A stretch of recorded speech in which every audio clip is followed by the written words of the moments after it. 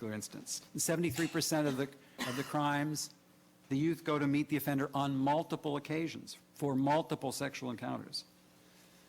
The law enforcement investigators describe the victims as being in love with or feeling a close friendship for the offenders in half the cases that they investigated. In a quarter of the cases, the victims actually had run away from home to be with these adults that they'd met online. So this is very different, I think, from the predominant impression that one might get from how these cases are being presented in the media. And also I just think the inferences people make. And I think it has a lot of implications for prevention, just to go to that point. We can talk about some of these things in greater detail. But first of all, we think it means that our prevention messages really need to be directed at teenagers themselves in language and format and from sources that they relate to. So much of what we've been doing has been directed primarily at parents, but parents' credibility and authority have worn thin with this age group, and especially among some of the kids who we found to be at most at risk for this kind of victimization. And these are kids who've been victims of sexual or physical abuse, or kids who have substantial conflict situations in their family and with their parents. In addition, we think we have to go way beyond the kind of bland warnings that have been typical of so much of the prevention that we're doing, that you shouldn't be giving out personal information. Our research actually, looking at what puts kids at risk for receiving the most serious kinds of sexual solicitation online, suggests that it's not giving out personal information that puts kids at risk. It's not having a blog or a personal website that does that either. What puts kids in danger is being willing to talk about sex online with strangers, or having a pattern of multiple risky activities on the web, like going to sex sites and chat rooms, meeting lots of people there, kind of behaving in what we call like an internet daredevil. We think that in order to address these crimes and prevent them, we're going to have to take on a lot more awkward and complicated topics that start with an acceptance of the fact that some teens are curious about sex and are looking for romance and adventure and take risks when they do that. We have to talk to them about their decision making if they are doing things like that. So, for example, we have to educate them about why hooking up with a 32-year-old guy has major drawbacks to it, like jail, bad press, public embarrassment. We have to educate them about the kind of ploys that people that they're going to meet online might use to gain their trust. We have to talk to them about why they should be discouraging rather than patronizing sites and people who are doing offensive things online. Fascinating as that may seem to them, but why that's not a good idea, why it encourages them and maybe puts other people at risk too. And unfortunately, these aren't easy sells. It's just like discouraging kids from drinking or smoking. Simple scare tactics really don't work well.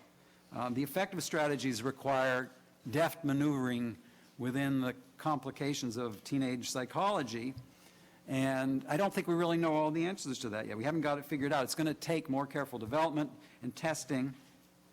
And in the meantime, I think we have to be cautious about promoting messages that turn teens off or that betray completely unrealistic ideas about internet and what's going on there, which may only make them less receptive to authoritative sources later on when we have other things that we want to communicate to them. So I think we have to do our homework. We have to do our research here. A lot of what happens online is hidden, and so we need good research to find out more about exactly what's happening, what the dynamics are, where young people are. We have to understand what's going on. I think it's as simple as that and as complicated as that as well. Dr. Ybarra? I want to highlight a couple of things that Dr. Finkelhorst said because I think they deserve repeating. First, things that we assumed to be true did not seem to be borne out by the data. For example, we assume that if adult men are meeting young women online, deception must be involved. We assume that if young people are posting and sending personal information to other people, this must place them at greater risk for victimization. Yet the data suggest that the vast majority of young people who are meeting adults online are not deceived, and instead knowingly, at least as knowingly as a young person can, consent to this relationship. And we're learning that it's not the sending and posting of personal information that increases one's risk for victimization online, but rather engaging in sexual conversations with people they know only online, harassing others online. These behaviors seem to be most strongly associated with increased risk for victimization. Over and over, our assumptions turn out to be not reflective of the experiences that youth tell us, and this is important. Because if we're to keep young people safe, we need to understand what truly puts them at risk and what the risks truly are. Second, we need to understand that the issues are complex and they may be difficult to talk to kids about, but issues about sex usually are. Easy one-liners are unlikely to accurately reflect the reality that kids know online or measures that are likely to reduce the risk of victimization online. We need to stop trying to scare our kids and start trying to hear what they're saying to us.